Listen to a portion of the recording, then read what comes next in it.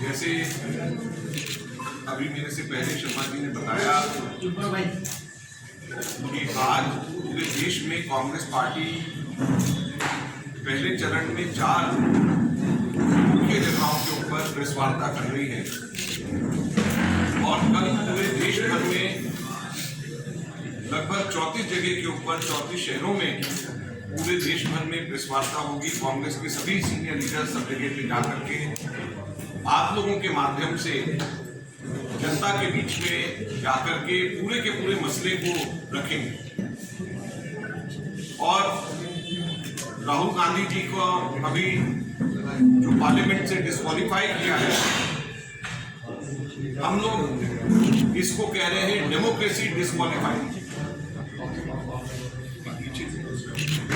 तो प्रेस वार्ता है पूरे देश भर में, इसको हम लोग कह रहे हैं डेमोक्रेसी डिस्क्वालीफाइड। और क्यों हम कह रहे हैं डेमोक्रेसी डिस्क्वालीफाइड, इसको हम विस्तार से समझाने यहां पर आए। और सबसे पहले मैं ये कहना चाहूंगा कि राहुल गांधी जी तो बहाना है, असल में मोडानी को बचाना है। मैं फिर से रिपीट कर रहा हूं, राहुल गांधी जी तो बहाना है, असल में मोडानी को बचाना है। मोडानी मतलब मोदी जी और अडानी दोनों मिल गए हैं और दोनों के दोनों मोडानी बन गए। और अगर आप पूरे की पूरी डेट्स को, जो मैं अभी टाइमलाइन बता रहा हूं, उसको अगर आप समझे तो आपको एकदम से समझ में आएगा कि कैसे राहुल गांधी जी बहाना है और असल में मोडानी को बचाना है। सबसे पहले जिसको बेसिस बना करके राहुल जी को डिस्क्वालीफाई किया गया, वो स्पीच 2019 में 13 अप्रैल को कर्नाटक के अंदर दिया गया और उसकी कंप्लेंट फाइल करी गई सूरत गुजरात के अंदर, कर्नाटक में नहीं, सूरत गुजरात में फाइल करी गई। और 7 बीजेपी का एमएलए है, वो हाई कोर्ट में जाता है और स्टे ले आता है 1 साल पहले। अभी चल रहा है आपका मार्च 2023, तो 7 मार्च 2022 को स्टे लिया जाता है। राहुल जी 7 फरवरी 2023 को, 7 फरवरी पिछले महीने एक प्रश्न उठाते हैं लोकसभा के अंदर और पूछते हैं कि अडानी जी का और मोदी जी के क्या संबंध है। जैसे ही मोडानी के संबंध की चर्चा करते हैं 7 फरवरी को, 1 हफ्ते के बाद में वो आदमी हाईकोर्ट फिर चले जाता है और कहता है कि मेरा जो स्टे दिया हुआ है उसको आप वापस कर दीजिए। अब मैं स्टे मत दीजिए, उसके ऊपर उसको वापस कर दीजिए। वो स्टे उसको वापस कराता है और कोर्ट के अंदर जाता है और बिजली की गति से यहां पर सालों साल नहीं बल्कि 10-20 साल कोर्ट में केसेस लगे रहते हैं, कोई फैसला नहीं होता। ये 16 फरवरी को स्टे वेकेट होता है और उसके बाद में जाकर के 1 महीने के अंदर फैसला आ जाता है। और फैसले के अंदर भी मैक्सिमम हैबिचुअल जो बार अफेंडर्स होते हैं उनको दिया जाता है या रेयर केसेस के अंदर दिया जाता है। लेकिन ये इसलिए ये दिया जाता है ताकि 2 साल में से अगर 1 दिन भी अगर कम होता तो राहुल गांधी जी डिस्क्वालीफाई नहीं हो सकते।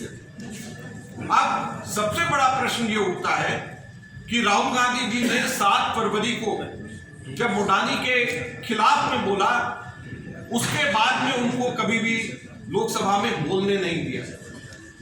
जब भी वो बोलने के लिए खड़े होते तो बीजेपी वाले नारेबाजी करते। जब भी वो बोलने के लिए स्पीकर को 1 बार नहीं, 2 बार नहीं, 3 बार स्पीकर को रिक्वेस्ट किया, राइटिंग में रिक्वेस्ट किया, लेकिन स्पीकर ने उनको लोकसभा में बोलने का मौका नहीं दिया।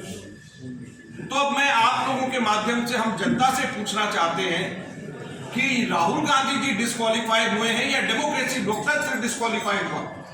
जब लोकतंत्र के अंदर विपक्षी पार्टी का प्रमुख नेता लोकसभा के अंदर जो लोकतंत्र का मंदिर है उसमें ही नहीं बोल पाएगा, उसमें ही जनता की आवाज नहीं रख पाएगा, तो कहां पे रखेगा? और फिर लोकतंत्र कहां पे रह जाएगा? कैसा लोकतंत्र रह जाएगा? और जैसे ही डिस्क्वालीफाई करा, 24 घंटे के अंदर कोर्ट की जजमेंट आते ही डिस्क्वालीफाई।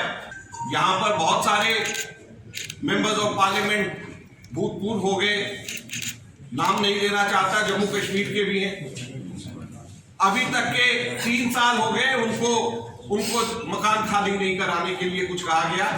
राहुल गांधी जी को 24 घंटे के अंदर डिस्क्वालीफाई कर दिया गया और 2 दिन 48 घंटे के अंदर मकान खाली करने के लिए कह दिया गया। तो ये लोकतंत्र डिस्क्वालीफाई नहीं हो रहा है तो क्या हो रहा है, आज हम आप लोगों के माध्यम से पूछना चाहते हैं। कांग्रेस पार्टी का बड़ा स्पष्ट कहना कि ये हमारी लड़ाई राहुल गांधी जी की लड़ाई नहीं है।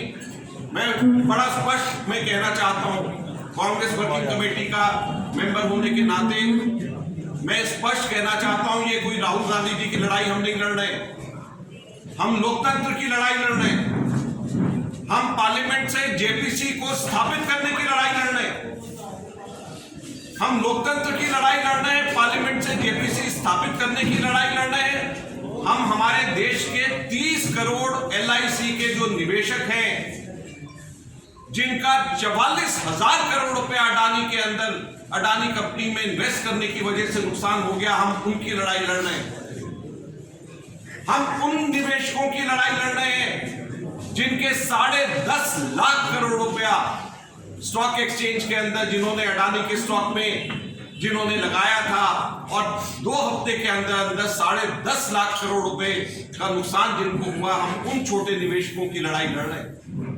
हम उन डिपॉजिटर्स की लड़ाई लड़ रहे हैं जो सरकारी कर्मचारी का ईपीएफओ के अंदर, एम्प्लॉयज प्रोविडेंट फंड ऑर्गेनाइजेशन के अंदर पैसा जमा है और ईपीएफओ ने निफ्टी 50 में अडानी को डालने की वजह से उसके अंदर एंटरप्राइजेस उसके अंदर इन्वेस्ट किया हुआ है। हम ईपीएफओ वालों की लड़ाई लड़ रहे हैं, प्रोविडेंट फंड के जहां पे पेंशन फंड के पैसे जमा होते हैं उनकी हम लड़ाई लड़ रहे हैं। तो बड़ी स्पष्ट बात है कि हम लड़ाई राहुल गांधी जी की नहीं, हम लोकतंत्र की लड़ाई लड़ रहे हैं। हम जेपीसी स्थापित करने की लड़ाई लड़ रहे हैं। हम भ्रष्टाचार दूर करने की लड़ाई लड़ रहे हैं। हम अडानी के एंटरप्राइजेस को किस तरीके से सरकार ने मदद करी, मोनोपोलीज किस तरीके से स्थापित करी, हम उसकी लड़ाई लड़ रहे हैं। एलआईसी के 30 करोड़ निवेशक पॉलिसी धारक, हम उनकी लड़ाई लड़ रहे हैं।